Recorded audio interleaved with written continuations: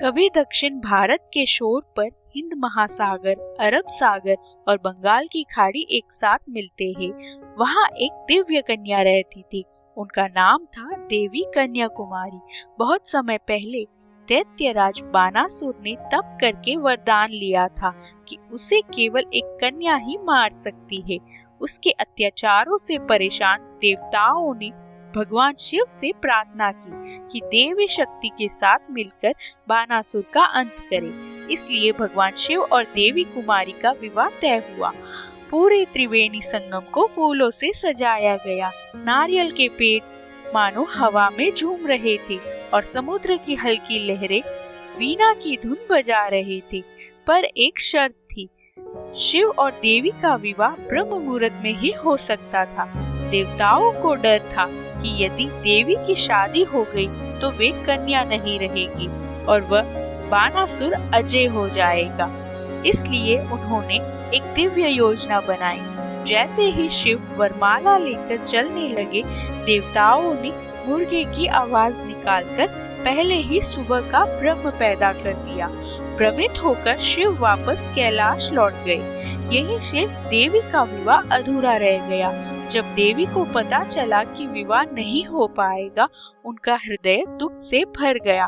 उन्होंने अपने चावल नारियल से बनाए विवाह भोज को क्रोध में समुद्र में फेंक दिया। कहते हैं कि आज भी कन्याकुमारी के समुद्र तट पर मिलने वाली बहुरंगी रेत उसी टूटे हुए भोज का निशान है। लेकिन देवी कमजोर नहीं पड़ी। उनका जन्म ही धर्म की रक्षा के लिए हुआ था। बानासुर, जो वरदान के कारण किसी पुरुष से नहीं डरता था, देवी का अपमान करने चला आया। पर वह भूल गया था कि यह कोई साधारण कन्या नहीं, वो खुद आदि शक्ति है।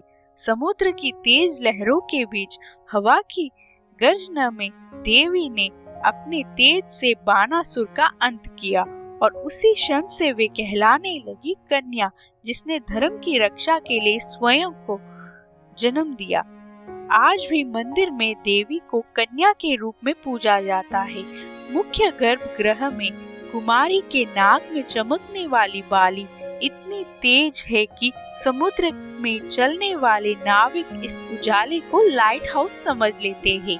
सूर्योदय और सूर्यास्त के समय जब समुद्र सोने जैसे रंग में बदलता है तो ऐसा लगता है जैसे देवी स्वयं आकाश को अपनी आभा से रंग रही है।